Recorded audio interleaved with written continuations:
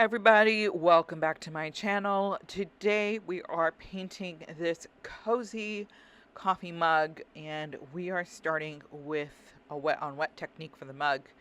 And I'm using raw sienna in a very washed down um, mode. So not only is it wet on wet, but the raw sienna itself is also washed down. So I want this really kind of light color, and I'm going to layer in the colors as we go. When I taught this class, a lot of people picked different colors, which I of course always encourage, and they were coming out really cute. Some people did like a pink mug, purple. That's what's kind of fun about this one, is you can kind of really make it to your aesthetic. I tend to like the boho, cozy cottage vibe in general, so this is just more my style. But if this is what you like, then just raw sienna. And as you can see, I'm just layering it in until I get to the shade that I want. And you want to concentrate that color towards the outer edge, blending in a little bit of the beige as well, just to give it a little bit more of that brownish look. So just mix it together to get what you like. I always recommend, especially with something like this, to just start really watered down, because it's easier to layer it in the colors that you want instead of going backwards. So in this case, it's a lot easier to do this lighter, especially since you do want to create some shadowing around the sides of the mug to make it round looking, and also to give it that kind of three-dimensional look from the handle itself. And I apologize, I'm very dry today. It is the dead of winter, so it's just a dry weather here. What is the weather like for you guys? Today is my son's 17th birthday. I cannot believe, I know it's cliche, everybody's like, oh, time flies. It really does. I really do feel like I was just in, like, taking him to his first day of kindergarten. So um, it's his birthday. It is currently 12 degrees outside. So it is absolutely cold. It is cold. It is dry. It is the dead of winter, and a little too cold for my taste. I find that I like the winter time, because the winter time gives you the excuse to paint a cozy mug and to read a book and to cuddle up on the couch and feel lazy, and to journal and to read and kind of do all the lazy things. And that's my vibe, is lazy. So I love wintertime for that reason. But this 13 degrees is a little much for me, mostly because I don't even want to go out and go to the grocery store. But alas, I digress. So I've been adding in, as you can see, layering in the colors. The mug is quite wet, and as you can see, it is darker on the edge. I apologize, I just paused because it sounded like somebody was running down the hallway, and I was just trying to make sure they weren't coming to my studio. I don't think they are. So it's a work day, and it is, like I said, it's January 5th. Everybody's back to work officially now.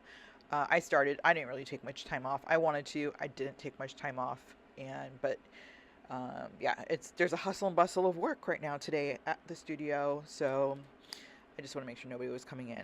So I'm just putting in a little bit more of the shadows around the edge to make it look round, and then of course on the other side of the mug, so you can see the inner rim of the mug, and letting some of that paint concentrate in the, what would you call that, like the little groove of the handle, to, it's where it's going to be darker, where you see more of the shadowing.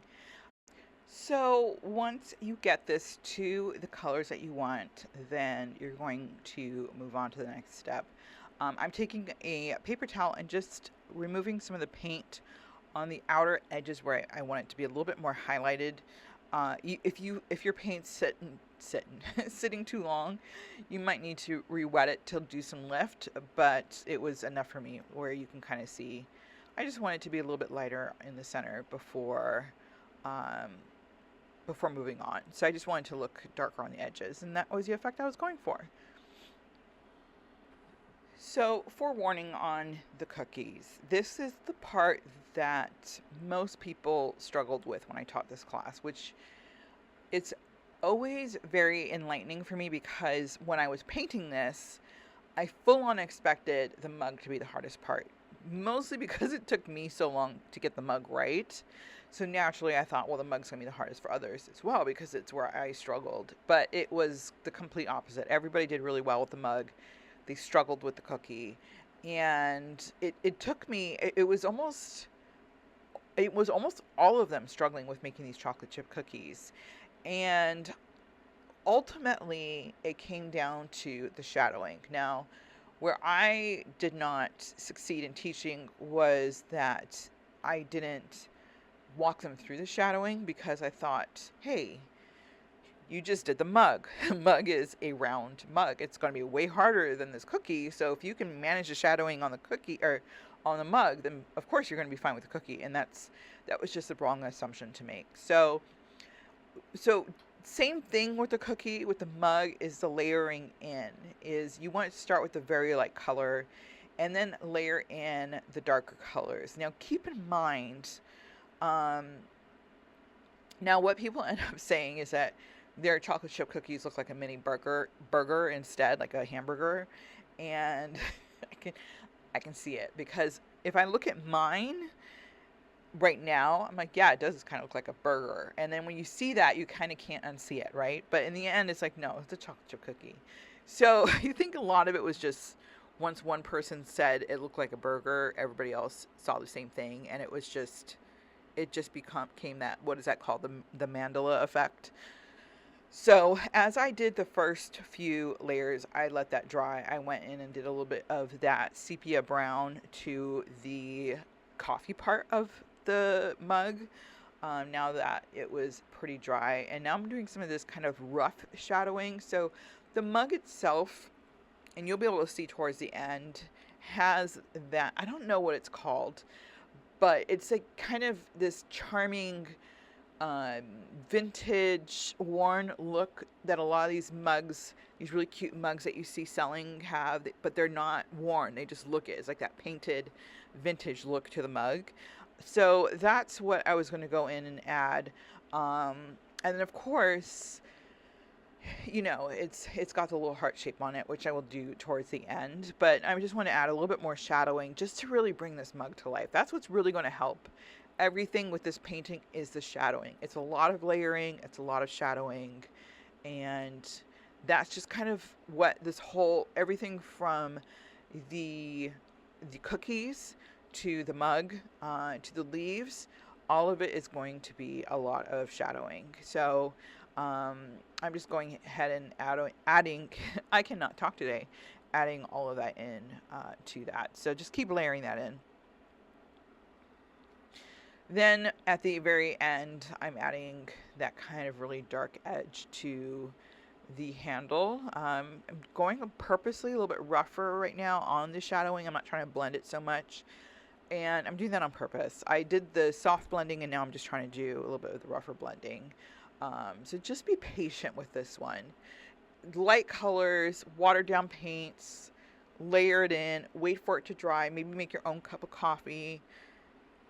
Take your time with it. Be patient. So this is my first video of 2026. How's your year been so far? We're 5 days in. It's been already a very interesting year for me. I think this year is, one, it's the fire horse, right? So I'm excited because I'm the year of the horse. I'm an earth horse, not a fire horse, but still, it counts, right? So I'm pretty excited about this year. I feel like there's going to be a lot of awakening happening for a lot of people. So I think it's going to be a good year for people. I didn't have good feelings about last year, and it was a mix. It was a very great year for business. Not so much for personal, but you know, you can't have it all, right? So how's your year been? How has the 5 days of your year been? I hope it's been very good. If not, it's not too late to start over. I started my year off with a complaint from somebody. So that was definitely not a good thing. It was literally within like the first few hours of waking up on the first. I opened up my email to somebody kind of making a pretty nasty comment to me, and I just kind of shrugged it off and I said, you know what? This is a lesson to be learned. Um, Long story short, it was a platform I was using to market one of my events. And it was kind of I'm not going to mention the platform, but it was kind of the culture of the platform it's a very discount focused, not quality over quantity type platform. And that's just not the kind of business I run. So I was like, you know what?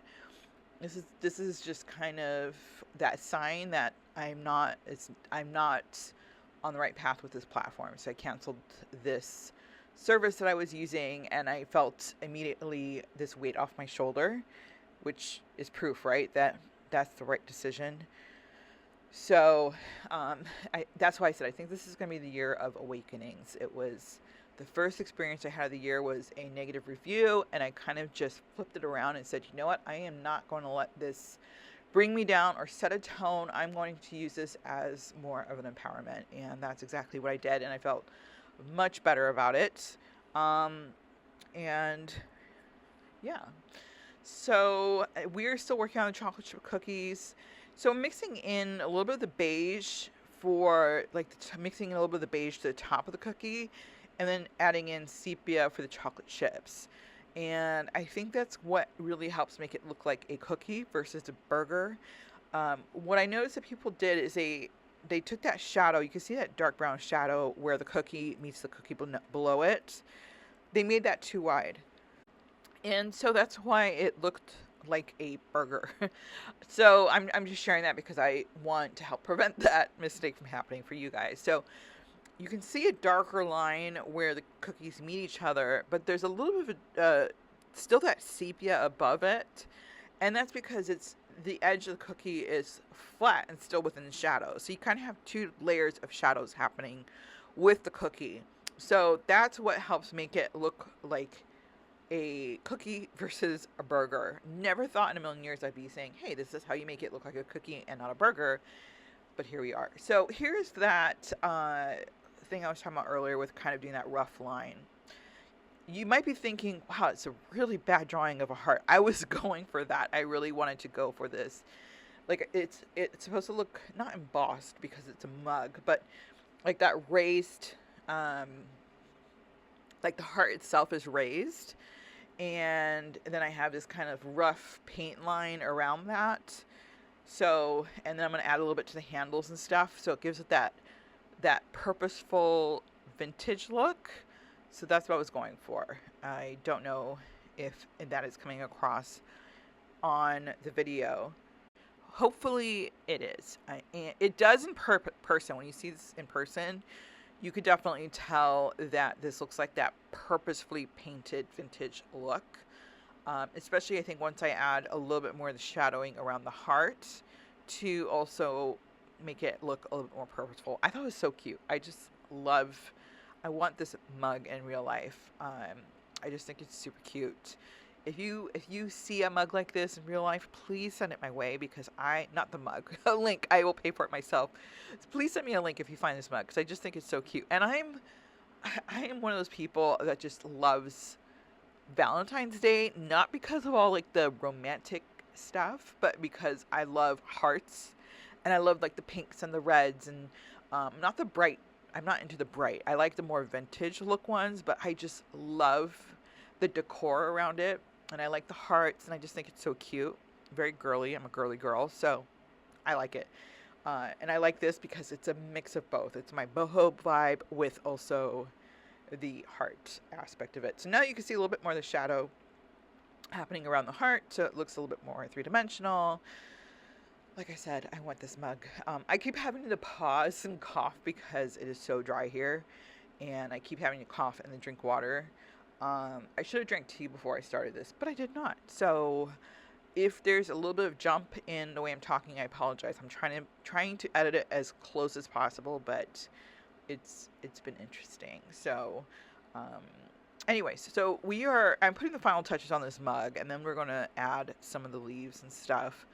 And I will, of course, post a picture of this in the description so that you can print it off and make your own. So if you want to copy it, what you could do is just print it off and copy your own. And there's a couple of different ways to copy this. The way I do it in my classes is with carbon paper. It's just easier. I cannot afford 30 light boxes, so we do carbon paper. It's a lot cheaper, and it's just easier to lug around. It's just carbon paper works better when you're teaching to a larger group of people. But in your own home, you could certainly do a light box. What's nice about the light box, if you get one, is you can use a pencil, which you can erase, and you can't really erase carbon paper. Graphite paper is a little bit easier to erase, but not as much. And if you're going to pick between the two, between graphite and carbon, I definitely recommend graphite paper because it doesn't come, the lines are a little bit thinner for some reason. I don't know how the science works, but it is. And it does erase a little bit more than the carbon paper, which is not much at all. So the carbon paper doesn't erase. The graphite paper erases a little bit. So I recommend the graphite paper. I have the links for both in my supply list, which I'll also include in the description below. The other thing is, of course, is the light box. The light box is great because, it's a light box. I think the only downside with the light box might be if you end up with like a 300-pound watercolor paper, it might be a little bit harder to trace. I don't know because I don't have a light box. I've never used one, but I would assume that the 300-pound paper is a little bit harder to trace. The other thing you can do is if you don't have a light box and you have like an iPad, then you could take your iPad, have the picture on your iPad, and then just turn the brightness all the way up, and it kind of acts as a light box with the picture built in. And when you go very old school and just put the picture up against a window, hopefully it's a sunny day or daytime, and trace using the light from the sun. That's the OG way of doing it. So you can always do that. So now I did the leaves, and again, the same motif throughout. We are doing a lot of layering, and we're going for fall leaves. When I originally painted this, it was fall. I completely forgot that I had recorded this on video, and then I found it. I was like, oh, I've got to put this up because I think it's cute, and with Valentine's Day coming up, I thought it was perfect for that.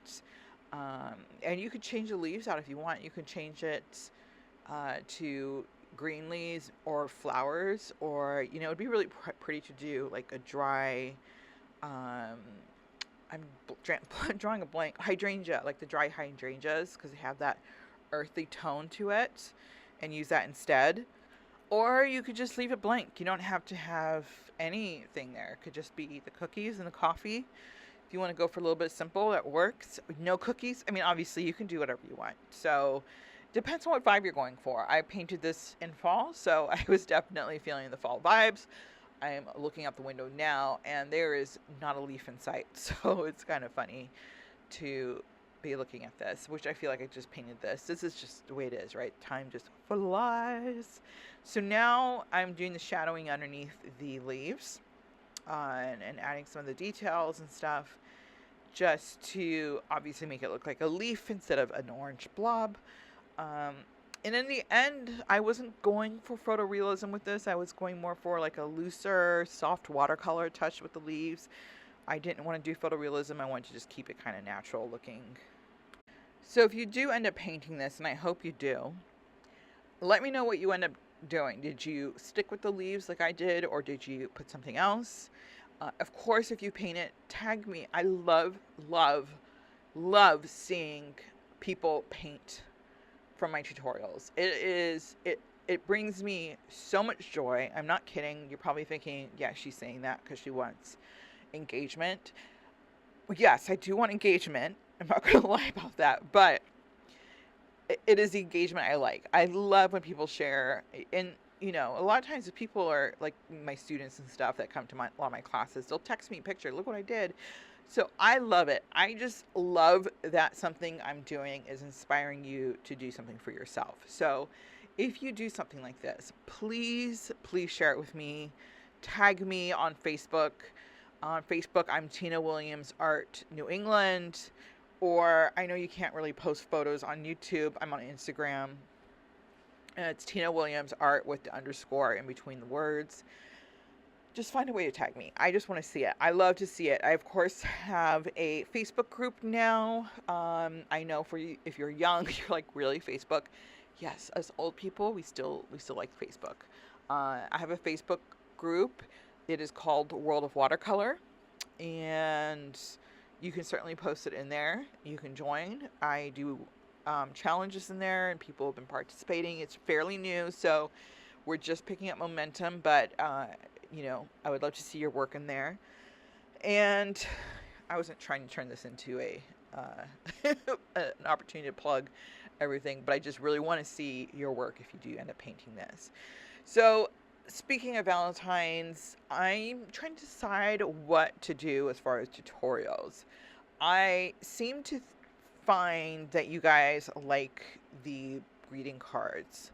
I know that the 5 Valentine greeting cards I did was pretty popular. Let me know if you want me to do something like that again. Definitely, I think I want to do something in the botanical range. I've been itching for it. I've been wanting to do something. I don't know quite what I want to do yet, but let me know. Are you more interested in the greeting cards? Would you prefer more botanicals? If it is that, if you want botanicals, do you want like flowers or leaves, or just tell me what you're more interested in, because I want to produce videos that you guys are wanting to try, because I do this for you guys. So let me know what you're interested in doing. So I'm continuing to add shadows. That's literally what this whole video is, right? We're just adding shadows, layering it in until we get to the point that we like. I really like the way my orange leaf came out, and I think it has to do with the shadow. It really looks like a leaf because you can see the shadow is very separate towards the ends, and that's because the leaf is kind of hovering above the table.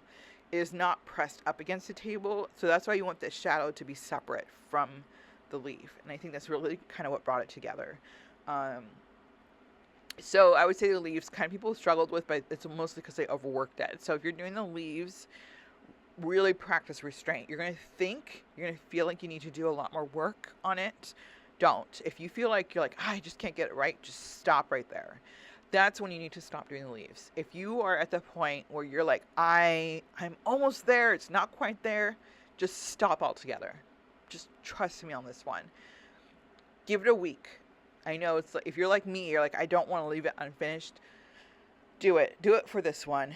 Leave it for a week. Come back next weekend or whenever you paint this again, or if you're painting this on a Friday, come back the next Friday and then look at it and see if you really feel like you need to add anything to the leaves. You might, but I bet you anything is not going to be as much as you think it was. So that's my advice for the leaves, is just to really hold back.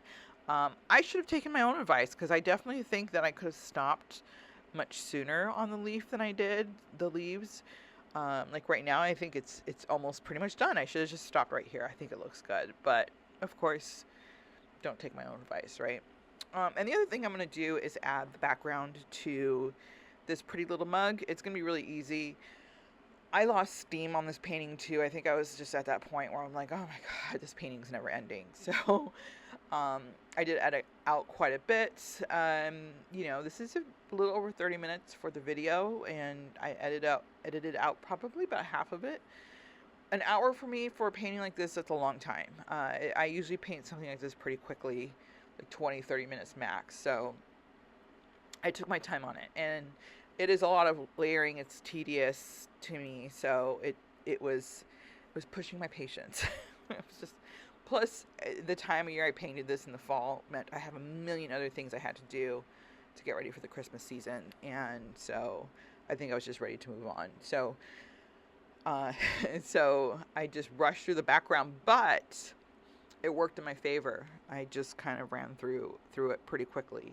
I was going for that kind of shabby chic whitewashed wood background. Originally, I think I was just trying to do like one line and ended up not liking it, so I did the whole background with it. And then I thought that was another part people were going to struggle with, and sure enough, they nailed it, had no issues with it. So it just goes to show you, it doesn't matter how many classes I teach, how many people I teach, I'm always surprised about what people do well on, what people struggle with. So I'm always learning as I'm teaching, and always trying to improve what I'm teaching. So it's a work in progress for both of us. And I was going to say something else. I totally forgot what it was, but that's okay. So January 5th, tomorrow is Christmas for my culture. I am half Armenian, and they celebrate Christmas on the 6th. As far as that goes, I pretty much just say Merry Christmas, and that's the extent of me celebrating. My daughter's birthday is in December. My son's birthday is today. Christmas and New Year's and all of the holiday craft shows I do and the events. By this time, I am dragging myself across the finish line. So trying to get me to celebrate another holiday tomorrow just ain't happening. Hopefully you relate or you understand. No offense to anybody who does. So as we go into the background, of course I want to add the shadowing beneath the mug so it doesn't look like it's just floating in air. I just use a washed down black. The carbon black I use has kind of a ashy tone to it, which is perfect for me. And just like that, just grounded it right there. I could have left it at this point. I don't know why I didn't. I tend to go a little bit more minimalist on my paintings, and I typically don't put a background in, so I'm surprised I did. But I liked it. So I think if I were to paint this again, I think it would be really cute to do this in all 4 seasons and do like a series with all 4 of these, and then frame it together and put it on a kitchen wall. Don't you think that would be cute? Like, this would be obviously fall, and then you could do a similar version with, beautiful greenery, or, maybe, like lemons and oranges behind the mug. And then you could do one with, let's see, what would be good for winter? Winter could be like a candy cane sticking out of the mug, and maybe a marshmallow. And then summer, you could have like a watermelon behind it. I think that would be really cute. I don't know. Would you change the color of the mug if you did that? I don't know.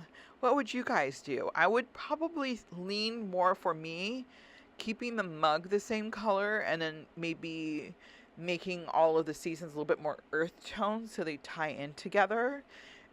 And that way they look cohesive. I don't know.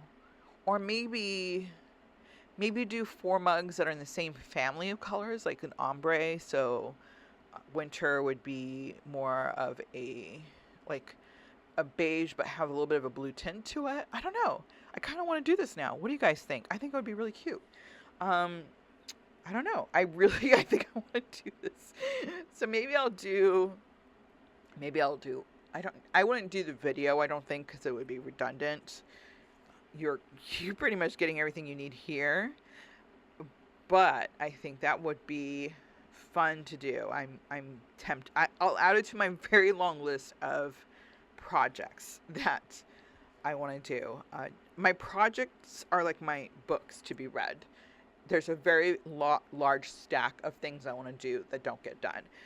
And a lot of it's just that, it sounds exciting at the moment, and then later on I look at it, I'm like, I'm not really feeling it anymore. And then I pull up like 10 more things I want to paint, and then pull up one thing from there, and I end up with this like really huge stack of stuff that I always want to paint and I never do. So when people say, how do you find inspiration for what to paint? It's such a funny question to me, because for me it's like narrowing it down. I have so much I want to do, like so many books I want to read and just not enough time. Um, I did have one big project I wanted to do, which was a cute little whimsical village look of the town I live in, which is Portsmouth. And I did that over the Christmas break. So that was my own little project. So hopefully you guys are here because you get to do your own little project. So for the background, I'm doing a dry brush technique for the wood and then adding in some darker streaks just to give it that kind of whitewashed look of the wood. Don't overdo it for sure, because you don't want the background to take away from the painting. You want it to just be like this very subtle background. And just add some streaks here and there just so it looks a little cohesive. I think I was trying to figure out the perspective of it.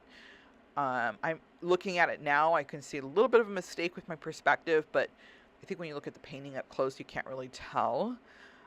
What's a good thing with the leaves and the cookies and the mug is it takes away from where the lines on the painting's supposed to be. And I think the other thing I did was added some more shadowing where I thought it was supposed to be some grooves in the wood. I completely forgot I had added these little steam marks to the coffee. In hindsight, if I were to do this all over again, I would not do that because it didn't come out the way I like. I think it would have to be using the white of the paper instead of the way I did it, but that's okay. It's fine. It's not a big deal. I don't even think you even see it in the painting anymore. So hopefully you guys enjoy this tutorial and have a wonderful, happy new year.